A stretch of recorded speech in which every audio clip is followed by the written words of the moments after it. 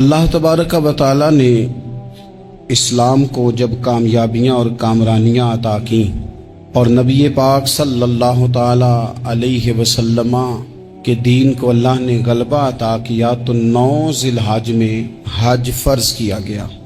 حج اس سے پہلے بھی کیا جاتا تھا، قرآنی شریعتوں میں بھی حضرت ابراہیم علیہ السلام کے طریقے پر حج ہوتا تھا، پھر کفار مکہ نے، قریش مکہ نے اس میں کچھ غلط رسومات شامل کر دیں، کپڑے اتار کر معاذ اللہ کعبے کا طواف کرنا، قربانیوں کا گوشت خانہ کعبہ کی دیواروں سے ملنا، اور بھی کئی بیہودہ رسومات اس پاکیزہ اور خوبصورت عمل کا حصہ بنا دی گئیں۔ پھر 9 ذی الحج کو حج فرض ہوا۔ نبی پاک صلی اللہ تعالی علیہ وسلم نے حضرت ابو بکر صدیق کو امیر حج بنا کے رخصت فرمایا۔ دیکھیں کہاں کہاں محبوب انہیں اپنا نائب بناتے ہیں۔ اب 9 کو تو حضور نے حضرت ابو بکر صدیق کو امیر حج بنایا اور پھر اعلان فرمایا، جہاں جہاں مسلمان آبادیاں تھیں وہاں اعلان کر دیا گیا کہ آئندہ سال رسول پاک علیہ السلام خود حج کے لیے تشریف لے جائیں گے۔ اب ایک بڑی تعداد مسلمانوں کی جمع ہونے لگی۔ ذی القعدہ کے آخری ایام میں ہزاروں کی تعداد میں لوگ مدینہ شریف میں جمع ہو گئے۔ ظہر کی نماز کی ادائیگی کے بعد سیرت نگار کہتے ہیں کہ 28 ذی القعدہ تھی، نبی پاک علیہ السلام ظہر پڑھ کے حج کے لیے نکلے، اور جہاں آج ذوالحلیفہ ہے، ابیار علی جس جگہ کو کہتے ہیں، میقات مدینہ بھی کہا جاتا ہے، وہاں اللہ کے محبوب نے پہلے رات گزاری۔ وہیں پہ نبی پاک صلی اللہ تعالی علیہ وسلم نے احرام باندھا، حضور تشریف لے گئے۔ یہ حج قران تھا۔ نبی پاک صلی اللہ تعالی علیہ وآلہ وسلم کے ساتھ اس طرح لوگ امڑ کے آئے، جہاں جہاں سے لوگ تھے مسلمان وہ سارے جمع ہوئے حضور کے ساتھ اللہ کی بارگاہ میں حاضر ہونے کے لیے۔ 1,40,000 صحابہ، یہ ایک ہی دفعہ صحابہ کا اتنا بڑا مجمع جمع ہوا ہے، ایک ہی دفعہ۔ اور حضور علیہ السلام کی خواہش تھی کہ یہ سارے لوگ وہاں پہنچیں۔ محبوب کریم علیہ السلام 4 ذی الحج کو حضور علیہ السلام نے طواف کیا، صفا مروہ کیا، احرام نہیں کھولا، قربانیاں ساتھ تھیں، چونکہ یہ حج قران تھا۔ اللہ کے رسول صلی اللہ تعالی علیہ وآلہ وسلم نے پھر 8 ذی الحج کو ظہر کی نماز جا کے منا کے میدان میں ادا کی۔ 9 ذی الحج کو مسجد نمرہ کے پاس کوہ صبیر پر جب سورج کی کرنیں چمکیں، قربان جائیں کیا نظارہ ہوگا۔ لبیک لبیک کی صدا آ رہی ہے، دے کون رہے ہیں؟ مدینے والے محبوب صلی اللہ علیہ وسلم۔ حضور اس لشکر حسن کو لے کر، اس نور بھرے قافلے کو لے کے، یہ کون ہیں جو حضور کے ساتھ سارے نکلے ہیں؟ یہ کون ہیں سارے؟ یہ وہ فیروز بخت سعادت مند لوگ ہیں کہ ان میں سے جس نے ایک دفعہ بھی ایمان کی حالت میں حضور کو دیکھا اور پھر خاتمہ بالخیر بالایمان کے ساتھ دنیا سے رخصت ہوئے، یہ وہ لوگ ہیں کہ ولی اگر 60 سال بھی سارا دن روزہ رکھے، ساری رات نفل پڑھے، ہر برائی سے بچے، لیکن پھر بھی کسی صحابی کے قدموں کی خاک تک کو نہیں پہنچ سکتا۔ اور صحابی زیارت سے بنتا ہے، ولی عبادت سے بنتے ہیں۔ نبی پاک صلی اللہ تعالی علیہ وسلم کے وہ سارے صحابہ کون ہیں؟ الصحابہ النجوم، یہ حضور کی چاروں جانب یہ چمک رہے ہیں، انہیں خود میرے نبی پاک نے ستارے فرمایا ہے۔ ایک سمت علی، ایک سمت عمر، صدیق ادھر، عثمان ادھر۔ ان جگمگ جگمگ تاروں میں بھلا مہتاب کا عالم کیا ہوگا؟ اور ہر کوئی فدا ہے بن دیکھے تو پھر دیدار کا عالم کیا ہوگا؟ تو نبی پاک صلی اللہ علیہ وسلم نے یہ وہ موقع تھا، 9 ذی الحج میدان عرفات، حضور صلی اللہ علیہ وسلم نے ظہر کی نماز ادا فرمائی، اور پھر کچھ توقف کے بعد حضور کے لیے اونٹنی پر کجاوا سجایا گیا۔ حضور اپنی کسوا نامی اونٹنی پر سوار ہوئے، میرے महबूब ने खुतबा देने का इरादा फरमाया। रब करीम ने इरशाद फरमाया, अल-यौम अकमलतु लकुम दीनकुम, आज मैंने तुम्हारे लिए तुम्हारा दीन मुकम्मल कर दिया है। मुकम्मल हो गया दीन, इसके बाद कोई और दीन नहीं आएगा। इस आयत ने बता दिया कि हुजूर आखिरी नबी हैं, दीन मुकम्मल हो गया। अब किसी और पैगंबर की, रसूल की, दीन की, किताब की जरूरत बाकी। आज मैंने तुम्हारे लिए तुम्हारा दीन मुकम्मल कर दिया। और क्या खूबसूरत लफ्ज हैं कुरान पाक में, फरमाया व अतममतु अलैकुम नेमती, और आज मैंने तुम पर अपनी नेमतें तमाम कर दी हैं, नेमतें मुकम्मल कर दी। व रदीतु लकुमुल इस्लाम दीना, और अल्लाह फरमाते हैं मैंने तुम्हारे लिए दीन इस्लाम को पसंद किया है, ये मेरी रिजा है, ये दीन इस्लाम तुम्हारे लिए पसंद किया है। कोई बंदा सारी जिंदगी मखलूक की खिदमत करे, सारी जिंदगी रस्तों से कांटे उठाए, सारी जिंदगी खैर का काम करे, किसी को तकलीफ ना दे, लेकिन अगर मुसलमान नहीं ना, अगर कलमा नहीं ना पढ़ता, तो उसकी सारी उम्र की खैर भी किसी काम की नहीं। इसलिए कि रब फरमाता है जड़ दीन इस्लाम है, जड़ होगी तो फिर शाखें कबूल की जाएंगी ना। तो अगर जड़ ही सिरे से नहीं है तो खैर करने का माना। कुछ लोग कुफार की, मुशरिकीन की तारीफ करते हैं कि जनाब बल्ले बल्ले इतने वेलफेयर काम हो रहे हैं। तो याद रखो सबसे जरूरी जड़ है। कुरान पाक में रब ताला ने मुनाफिकीन, मुशरिकीन और कुफार के आमाल की बुनियाद इस तरह की बताई है कि जिस तरह पत्थर पर थोड़ी गर्द पड़ जाए, जरा हवा का झोंका है या बारिश आए तो पत्थर साफ का साफ हो जाता है। इनके अमाल इस तरह के हैं। उस खैर का क्या मतलब कि जिस खैर में ईमान ही शामिल नहीं। जब तक बंदा मोमिन ना हो उसका कोई अमल भी अल्लाह की बारगाह में काबिल कबूल नहीं होता। ये आयत नाजिल हो गई, फरमाया दीन मुकम्मल हो गया। ओ मेरे भाइयों, खुदारा सोचो, कोई शय मुकम्मल नहीं दुनिया में, कोई शय भी। करोड़ों का मकान बना लो फिर भी कोई ना कोई नुक्स निकल ही आता है। कोई दुनिया में शय मुकम्मल है ही नहीं। अगर कुछ शय मुकम्मल है तो वो मदीने वाले रसूल का दीन मुकम्मल है। मुकम्मल, जब हम कहते हैं ना मुकम्मल दीन, तो लोग समझते हैं तो शायद सादी सी बात है। ये वो वाली बात है जो दुनिया में कहीं नहीं पाई जाती। जब ये आयत नाजिल हुई थी ना, तो बुखारी में मौजूद है, एक बहुत बड़ा यहूदियों का आलिम हजरत उमर फारूक रदी अल्लाह ताला अन्हु से कहने लगा, ये जो तुम पर आयत नाजिल हुई है ना कि दीन मुकम्मल हो गया, ये अगर हम पर नाजिल होती ना, तो जिस दिन ये आयत नाजिल हुई होती हमने हर साल उसी दिन को ईद बना लेना था कि दीन मुकम्मल हो गया। अल-यौम अकमलतु लकुम दीनकुम, दीन मुकम्मल हो गया। हम तो ईद बना लेते। तो हजरत उमर कहने लगे हम पर भी बड़ा फजल है। जिस दिन आयत नाजिल हुई थी अरफा का दिन भी था और जुमे का दिन भी था। एक नहीं दो ईदें थी मुसलमानों की, दो ईदें थी मुसलमानों की, दो। अजीज भाई, दीन मुकम्मल अल्लाह ने दिया। और हजरत अब्दुल्लाह इब्न अब्बास रदी अल्लाह ताला अन्हु ने तो एक मकाम पे इसका जिक्र भी कर दिया। जब उनसे किसी यहूदी ने कहा ना ये आयत हमें मिलती तो हम ईद मनाते, तो फरमाया तुम एक मनाते ना, हमारी दो थी उस दिन। जुम्मा भी तो मुसलमानों की ईद का दिन है ना। बहुत सारे लोग हैं बेचारे जो कहते हैं इस्लाम में ईदें सिर्फ दो हैं, और वो भी सिर्फ परेशानी उन्हें ईद मिलादुन नबी वाले दिन होती है, उसके आगे पीछे नहीं होती। हालांकि नबी पाक अलैहिस्सलाम ने कहा हर जुमा भी ईद है, खुद हुजूर ने फरमाया, लेकिन वो अड़ जाते हैं कि नहीं ईदें सिर्फ दो ही हैं। भाई आप ये कह सकते हैं कि इस्लाम की मारूफ ईदें दो हैं, अपने मान और मफहूम के लिहाज से जिसको यौम ईद कहा जाए वो ईदें दो हैं। नबी पाक सल्लल्लाहु ताला अलैहि वसल्लम ने मैदान अराफात में खुतबा दिया। ये जो वाज़ और नसीहत है ना, खुतबा तकरीर, ये दुनिया कर रही है, करती रहेगी, करती चली आएगी। और इसको मेरे नबी पाक अलैहिस्सलाम ने पसंद फरमाया। खैर की बात करने वाले को हुजूर ने दुआ दी। महबूब फरमाने लगे अल्लाह जो मेरी हदीसें याद करके आगे पहुंचाए उसके चेहरे को तरोताज़ा रखना। ये इबलागे दीन बहुत बड़ी बात है अगर कोई खुलूस नीयत से करे। लेकिन कायनाते अर्जी में वो जो हुजूर का खुतबा हज्जतुल विदा है, वो दस्तूर है, वो मंशूर है।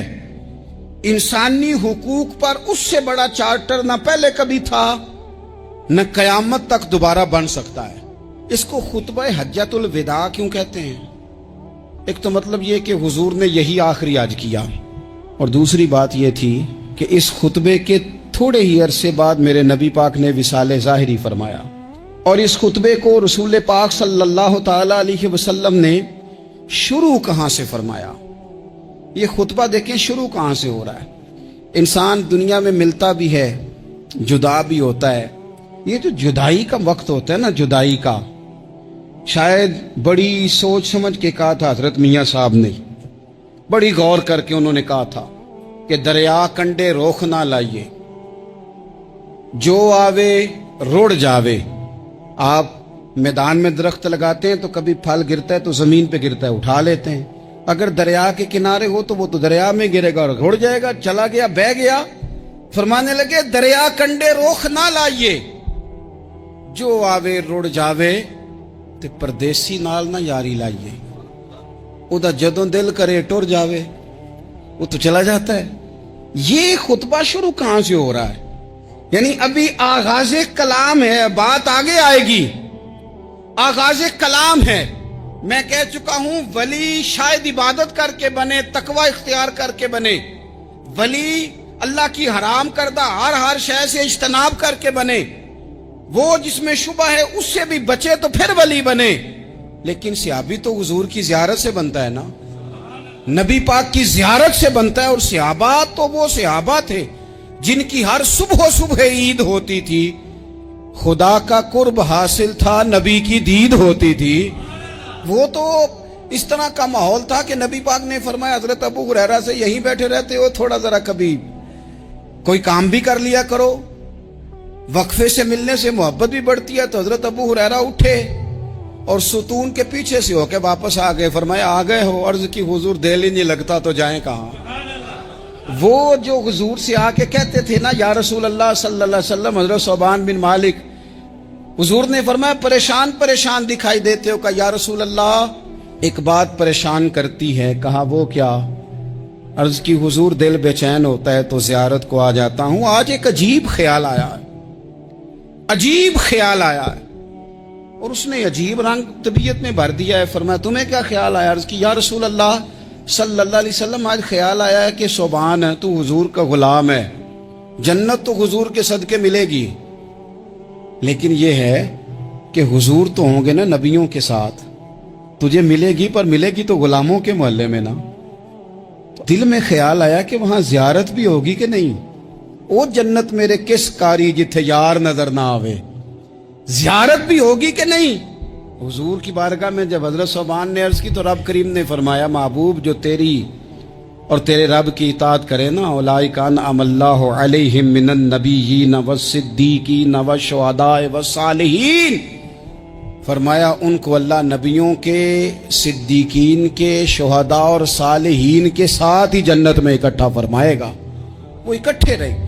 تو جن کو تو جنت میں بھی حضور کی زیارت کے بغیر چین نہیں تھا، ان کو حضور نے خطبہ حجۃ الوداع شروع کرتے وقت پہلا جملہ پتہ کیا کہا؟ حضور اونٹنی پہ ہے، احرام باندھا ہوا ہے، 1,40,000 کم و بیش غلام سامنے کھڑے، عرفات کا میدان۔ محبوب فرمانے لگے پہلا جملہ، جو درد والے تھے وہ تڑپ گئے، یہ سارے درد والے تھے لیکن کچھ زیادہ مزاج شناس تھے۔ محبوب نے پہلا جملہ کہا، حضور فرمانے لگے لوگو جس طرح آج اکٹھے ہوئے ہیں شاید اس کے بعد دوبارہ ہم اکٹھے نہ ہوں۔ پہلا اعلان ہی کر دیا کہ یہ تمہارے ساتھ جو آج خطبہ ہے نا، اس میں اشارہ دے دیا کہ دوبارہ نہیں جمع ہوگے، اگلا حج نہیں کرنا، بس ختم ہوئی بات، یہ آخری پہلی بات ہی حضور نے یہ بیان۔ اب وہ اتنے دل نرم ہو گئے حضور کی بات سن کے، آنکھوں میں آنسو اس طرح آ گئے، طبیعت کا ملان اتنا بڑھ گیا کہ ہر ایک کا دل کشکول بن گیا، ہر طرف سے آہیں اور سسکیاں ہیں کہ حضور کے وہ جملے یوں صحابہ لے رہے تھے جب آپ سے کوئی کہہ دے کہ بھائی یہ وقت بس آخری ملاقات کا ہے، تو پھر انہوں نے وہ تو حضور کی ہر بات ہی توجہ سے سنتے تھے، پر یہاں جو انداز بن گیا وہ انوکھا بن گیا۔ فرمایا شاید دوبارہ ملاقات نہ ہو۔ پھر میرے کریم محبوب صلی اللہ تعالی علیہ وسلم نے فرمایا جس طرح تمہارے لیے یہ شہر حرمت والا ہے، مکہ حرمت والا ہے نا، ایک نیکی کرو تو مکے میں 1,00,000 का सवाब हरम मक्का में। एक गुनाह करो तो वो भी 1,00,000 लिखा जाता है। हुर्मत वाला है, बड़ी इज्जत वाला है। फरमाया जिस तरह ये घर इज्जत वाला है काबा, जिस तरह ये शहर इज्जत वाला है, फरमाया जिस तरह आज का दिन हुर्मत वाला है। मुसलमानों, मैं तुम्हें बता के जा रहा हूं, तुम्हें समझा रहा हूं, इसी तरह मैंने तुम सब पर एक दूसरे के माल और इज्जत को हुर्मत वाला कर दिया है। और सहाबा को ना हुजूर ने पहले ये सबक पूरा, हुजूर ने पूछा, ये भी जरा कमाल है, ये बुखारी मुस्लिम की हदीस है। हुजूर ने सहाबा से पूछा, 9 ज़िलहज है, जुमे का दिन है, ज़िलहज का महीना है, सबको पता है, लेकिन ना आप जुमा पढ़ने हैं तो मैं आपसे कहूं कि आज कौन सा दिन है, तो आप कहेंगे जनाब जुमा है, अजीब आदमी है, जुमा पढ़ा रहे हो। लेकिन जो सहाबा का अंदाज है वो और है। हुजूर ने पूछा, आज ये कौन सा महीना है?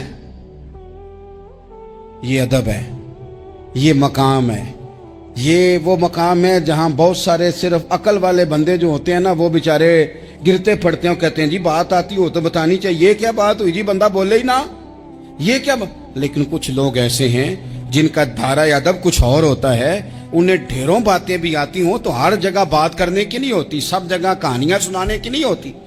हुजूर ने फरमाया कौन सा महीना है? कुर्बान जाए भैया को जुबान होके कहने लगे वल्लाहु व रसूलुहु आलम, अल्लाह जाने, अल्लाह का रसूल जाने। सानू ते कैद सज्जन दा गहना है, ओ जिंज रखे असा उंज रहना है, हमें क्या पता। पूछा किसी ने, लिखा है सूफिया ने, किसी ने पूछा, ओए तुम्हें पता नहीं, कहने लगे चुप कर, हमें क्या पता कौन सा महीना है। तो हुजूर ने फरमाया आज तारीख कौन सी है? भाई साहब को पता था ना 9 ज़िलहज को ही आज होता है, कौन सी तारीख है? कहा वल्लाहु व रसूलुहु आलम, अल्लाह जाने, अल्लाह का रसूल जाने। कुर्बान जाए। हुजूर ने पूछा दिन कौन सा है? सबको पता है जुम्मा है, कहने लगे वल्लाहु व रसूलुहु आलम, अल्लाह जाने और अल्लाह का। वो सहाबा बता क्यों नहीं रहे? तो अहले मोहब्बत कहते हैं सहाबा का जवाब ये था, हमें कोई महीनों से गरज है, हमें कोई दिन से गरज है, हमें कोई तारीख से गरज है। हाजियो आओ शहनशाह का रोजा देखो, काबा तो देख चुके, काबे का भी काबा देखो, हमें तो महबूब से गरज है। महीना था ज़िलहज का, अगर हुजूर कह देते ज़िलहज नहीं ज़ीक़ाद है तो हमने ज़ीक़ाद ही बना लेना था। तारीख थी 9, अगर हुजूर फरमा देते 11 है तो हमने 11 ही बना लेनी थी। दिन था जुमे का, अगर हुजूर कहते पीर है तो हमें क्या लगे, हमें तो महबूब की रजा चाहिए। आप देखें ना, एक सहाबी के हाथ जरा लंबे थे तो हुजूर ने फरमाया या जुल यदैन, ओ लंबे हाथों वाले। उनसे कोई पूछता नाम क्या है तो कहते मेरा नाम है 2 हाथों वाला। ओ भाई मेरे भी 2 हैं, तू क्यों 2 हाथों वाला? कहने लगे ये नहीं मुझे पता, मुझे नबी पाक ने कहा 2 हाथों वाला। तो ठीक हो गई, जो हुजूर ने नाम रख दिया। तो हुजूर सैयद आलम ने पूछा, फिर हुजूर ने हुर्मत याद कराई, फरमाया याद रखो ये दिन भी बड़ी इज्जत वाला है, जुम्मे का है, ये महीना भी बड़ी हुर्मत वाला है, ज़िलहज का है, ये तारीख भी बड़ी हुर्मत वाली है। लेकिन फरमाया जिस तरह इस दिन की, इस शहर की, इस महीने की तुमने इज्जत करनी है, इसी तरह एक दूसरे के माल का, एक दूसरे की इज्जत का तुमने पास करना। मुसलमान भाइयों, खुदारा ये हुजूर कह रहे हैं यार, नबी पाक ने काबा के सामने खड़े होके फरमाया बैतुल्लाह तेरी बड़ी शान है, तेरा बड़ा मर्तबा है, लेकिन फरमाया मेरे मोमिन की इज्जत रब की नजर में काबे से भी ज्यादा है। हम कैसे बैठ के यार, हम कैसे जुर्रत करते हैं किसी की पगड़ी खोलने की कोने में बैठ के? हम अपने घर बैठ के किसी पर तबसरा कर गए, किसी बंदा मोमिन की इज्जत उछाल गए, बिल्कुल पता नहीं था बात का और हमने कहानी बना दी पूरी की पूरी, दास्तान सराई कर गए।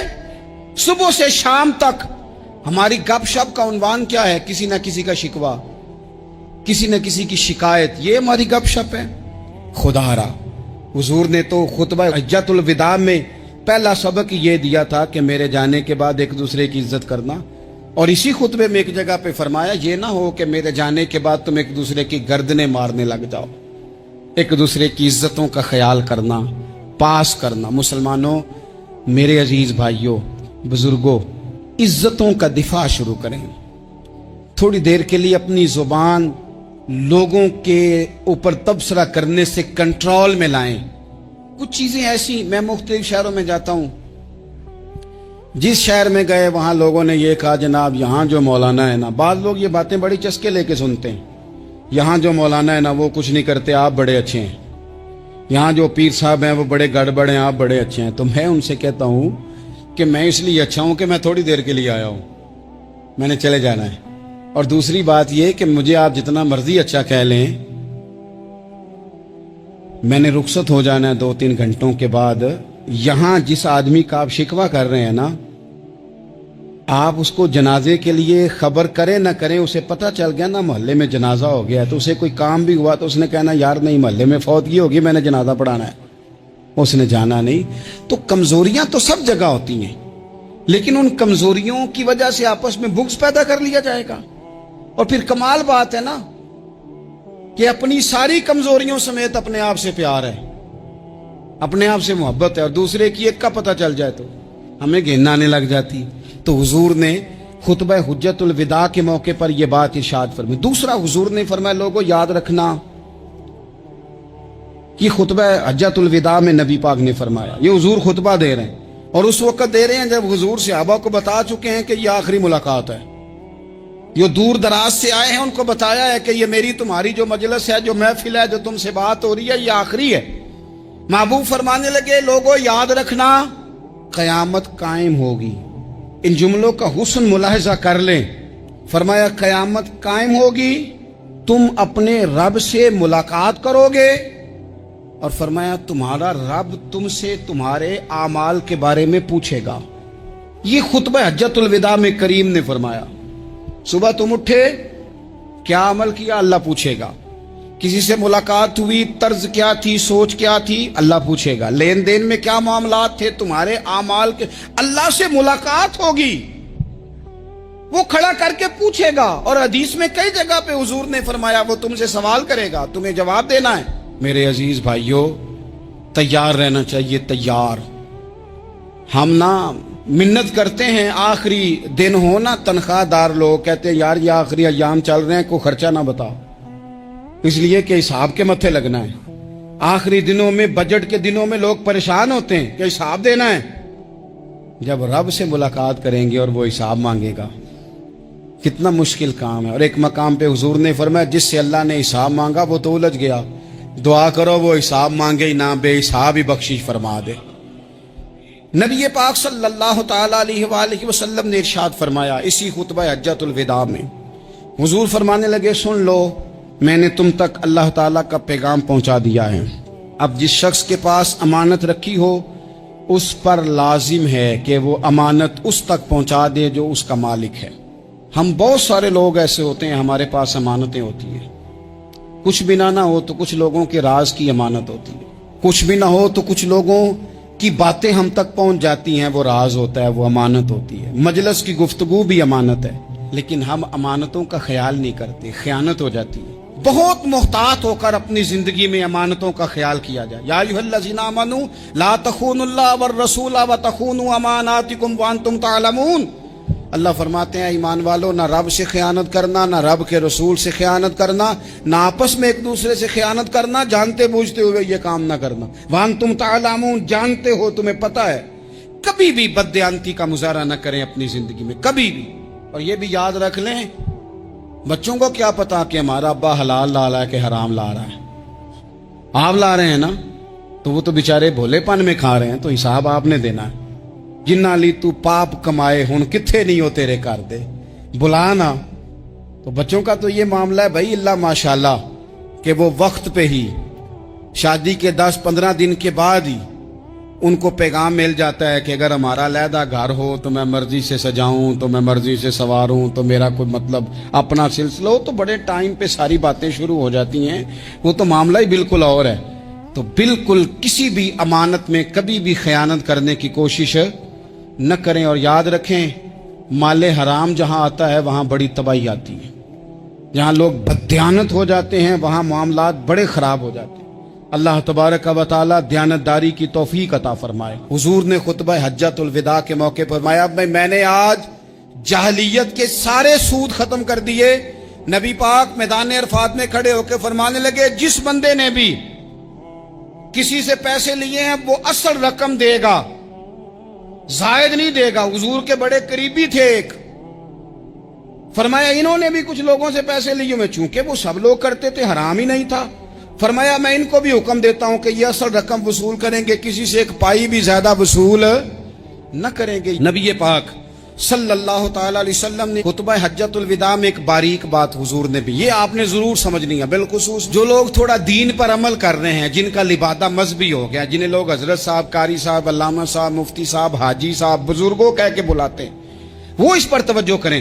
میرے نبی پاک صلی اللہ علیہ وسلم نے خطبہ حجۃ الوداع کے موقع پہ ارشاد فرمایا، لوگوں شیطان اب مایوس ہو گیا ہے، وہ تم سے بتوں کی پوجا نہیں کرا سکے گا، ہاں وہ تمہیں چھوٹے چھوٹے گناہوں میں مبتلا کرے گا، وہ تم سے چھوٹے چھوٹے عیب کرائے گا، تم سمجھو گے یہ تو غلطی کوئی نہیں، فرمایا اس سے بچ کے رہنا۔ اب وہ مایوس ہو گیا، بتوں کی پوجا نہیں کرا سکتا، تمہیں اپنی پوجا نہیں کرا سکتا، لیکن چھوٹی چھوٹی غلطیاں، ایک مقام پہ فرمایا نا چھوٹا گناہ ہونا تو مومن اسے پہاڑ سمجھتا ہے، اتنا بڑا ہو گیا، اور منافق کہتا ہے یہ تو کچھ بھی نہیں۔